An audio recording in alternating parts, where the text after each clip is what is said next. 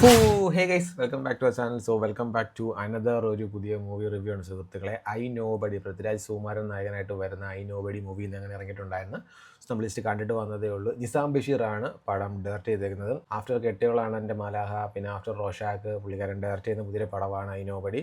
സമീർ അബ്ദുള്ളാണ് പടം റൈറ്റ് ചെയ്തേക്കുന്നത്. പൃഥ്വിരാജ് സുകുമാരൻ, പാർവതി, അങ്ങനെ കുറച്ചധികം ആൾക്കാരൊക്കെയാണ് പടത്തിനകത്ത് മെയിൻ ലീഡ് റോളിൽ വരുന്നത്.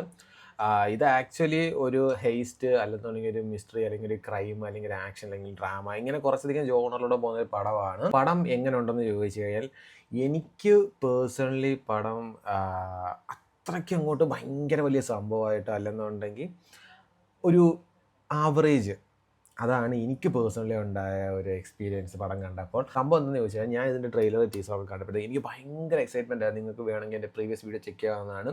ഞാൻ ഭയങ്കര എക്സൈറ്റ്മെൻ്റ് ആയിരുന്നു. എനിക്കിത് കണ്ടേ ഒക്കത്തുള്ളൂ എന്നുള്ള രീതിക്കാണ് ഞാൻ സംസാരിച്ചിട്ടും ഉണ്ടായിരുന്നു ഞാൻ. കാരണം ചെറിയൊരു ഹേസ്റ്റ് അല്ലെന്നുണ്ടെങ്കിൽ ഭയങ്കര എന്തൊക്കെയോ ഒരു മിസ്റ്ററി നിറഞ്ഞൊരു സാധനമൊക്കെ ആണെന്നാണ് എനിക്ക് പേഴ്സണലി അന്ന് ട്രെയിലർ ടീച്ചറും കണ്ടപ്പോൾ എനിക്ക് തോന്നിയത്. ഞാൻ അതുകൊണ്ട് ഫസ്റ്റ് തന്നെ പോകണമെന്നുള്ള മൈൻഡ് സെറ്റും ആയിരുന്നു. പടം തുടങ്ങിയപ്പോൾ തൊട്ട് ഫസ്റ്റ് ഷോട്ട് തൊട്ട് നമുക്ക് ഭയങ്കര ഒരു ക്യൂരിയോസിറ്റി ഉണ്ടാകുമെന്ന് പൃഥ്വിരാജ് ഓൾറെഡി പറഞ്ഞിട്ടുണ്ടായിരുന്നു. സെയിം സാധനം നമുക്ക് ഉണ്ടാകുന്നുണ്ട്. പക്ഷേ ഇവർ ഈ പിടിച്ചേക്കുന്ന പ്ലോട്ടൊക്കെ നൈസാണ്, ഭയങ്കര രസമാണ്. ഒന്നാമത്തെ പ്രശ്നം പടത്തിൻ്റെ ലെങ്ത് ഭയങ്കര പ്രശ്നമാണ്. പല സീൻസും അൺവാണ്ടഡ് ആണെന്ന് ഞാൻ പറയുന്നില്ല, പക്ഷേ അത് കുറച്ച് ട്രിം ചെയ്തിരുന്നെങ്കിൽ, കുറച്ചും കൂടെ ട്രിം ചെയ്ത് കുറച്ചും കൂടെ ലെങ്ത് കുറച്ചിരുന്നെങ്കിൽ മച്ച് ബെറ്റർ ആയതെന്ന് എനിക്കൊരു സജഷൻ അല്ലെങ്കിൽ എൻ്റെ ഒരു തോന്നൽ.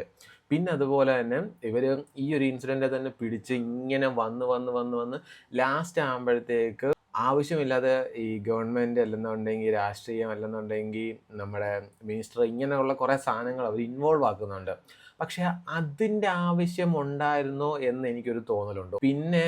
പിന്നെ വേറൊരു കാര്യം, എനിക്ക് സീരിയസ്ലി എനിക്ക് തോന്നിയൊരു ചോദ്യമാണ്, അത് തിയേറ്ററിൽ ഇരുന്നപ്പോഴും ഞാനത് മൈൻഡിൽ തോന്നിയൊരു കാര്യമാണ്. പുള്ളി ഇതിനകത്തൊരു ഇത് സ്പോയിലർ ആണോ എന്ന് ചോദിച്ചാൽ സ്പോയിലർ ബട്ട് എന്നാൽ പോലും അതുകൊണ്ട് നിങ്ങൾ ജസ്റ്റ് പടം കണ്ടിട്ട് നിങ്ങളിത് കാണുക ശ്രമിക്കുക. അതുകൊണ്ട് ഞാൻ ജസ്റ്റ് ഒരു സ്പോയിലർ പോലെ, പക്ഷേ കംപ്ലീറ്റ്ലി സ്പോയിലറോ അല്ല, ബട്ട് എന്നാലും എനിക്ക് തോന്നിയൊരു ചോദ്യമാണ്, അത് ചോദിക്കേണ്ട ഒരു കാര്യമാണ്. പുള്ളി ഇതിനകത്തൊരു കോമൺ മാനാണ്. പൃഥ്വിരാജ് ചെയ്യുന്ന ഒരു ക്യാരക്ടർ ഒരു കോമൺ മാനാണ്. പക്ഷേ എന്തൊരു ഫൈറ്റാടേ എന്ന് പറഞ്ഞാൽ, ഒരു കോമൺ മാൻ ഇങ്ങനെ ഫൈറ്റ് ചെയ്യാൻ പറ്റും എനിക്ക് തോന്നുന്നില്ല, അല്ലെങ്കിൽ എനിക്ക് അറിഞ്ഞു. കാരണം ഇപ്പോൾ ദൃശ്യത്തിനകത്ത് നമ്മുടെ ലാലേട്ടൻ, ഞാൻ അത് വെച്ച് കമ്പയർ ചെയ്യുമല്ല, ബട്ട് എന്നാൽ പോലും ദൃശ്യത്തിനകത്ത് ലാലേട്ടനെ കാണിക്കുമ്പോൾ ഹീസ് എ കോമൺ മാൻ.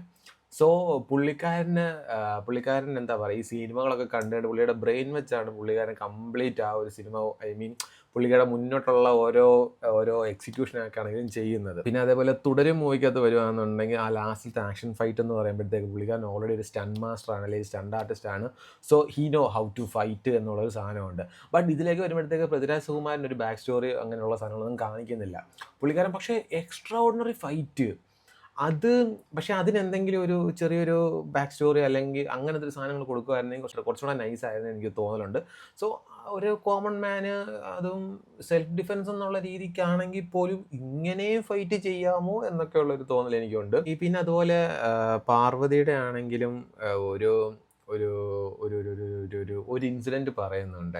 ആ ഒരു ഇൻസിഡൻറ്റ് കാരണമാണ് പൃഥ്വിരാജ് ഇതിലോട്ട് വരുന്നതും അല്ലെങ്കിൽ അറിയാതെ ഇൻവോൾവ് ആകുന്നത്. പക്ഷേ അത് എങ്ങനെ, അല്ലെങ്കിൽ അതിനൊരു ബാക്ക് സ്റ്റോറി അങ്ങനെയുള്ള കാര്യങ്ങളും കാണിക്കുന്നില്ല. കൂടുതൽ ഡീറ്റെയിൽ ആയിട്ട് ഞാൻ പറയാത്തതെന്ന് പറഞ്ഞാൽ സ്പോയിലറാണ്, അതുകൊണ്ടാണ് ഞാൻ പറയാത്തത്. ഇങ്ങനെ കുറച്ച് കാര്യങ്ങളൊക്കെ ഉണ്ട്.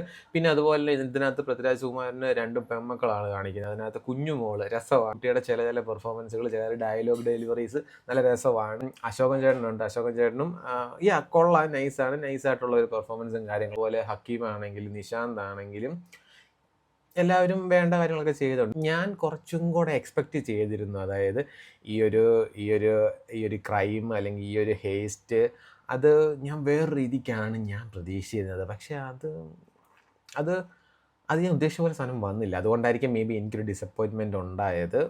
ഓവറോൾ ഞാൻ ഈ പറഞ്ഞതുപോലെ കണ്ടിരിക്കാൻ ഒരു വൺ ടൈം വാച്ചബിൾ മൂവിയാണ് വിത്ത് ആവറേജ് എക്സ്പീരിയൻസ്. അതാണ് എനിക്ക് പേഴ്സണലി തോന്നിയത്. നിങ്ങൾക്ക് മേ ബി ചിലപ്പോൾ അങ്ങനെ ആയിരിക്കത്തില്ല, ചിലപ്പോൾ എല്ലാവർക്കും ഇഷ്ടപ്പെടും, ഇഷ്ടപ്പെടാതിരിക്കാം. അത് ഓരോരുത്തരുടെ പേഴ്സണൽ ഒപ്പീനിയൻ ആണല്ലോ. ഫസ്റ്റ് ഹാഫ് ഒരു നൈസ് ആയിരുന്നു, സെക്കൻഡ് ഹാഫ് ഈ പറഞ്ഞതുപോലെ കുറച്ചും കൂടെയൊക്കെ ട്രിം ആക്കാമായിരുന്നു എന്ന് എനിക്ക് തോന്നുന്നുണ്ട്. അപ്പോൾ എന്തായാലും നിങ്ങൾ കണ്ടാലാണെങ്കിൽ നിങ്ങളുടെ വിലയേറെ അഭിപ്രായങ്ങൾ താഴെ രേഖപ്പെടുത്തുക. ഇനി കാണാൻ പോകുന്നതിനാണെങ്കിൽ കണ്ടിട്ട് വന്നിട്ട് നിങ്ങളുടെ വിലയേറെ അഭിപ്രായം താഴെ രേഖപ്പെടുത്തുക. ഗൈസ്, അപ്പോൾ hope you guys like this video. Please do like, share, subscribe, നിങ്ങൾ കാര്യങ്ങൾ ചെയ്യുക. അപ്പോൾ അത്രേ ഉള്ളൂ.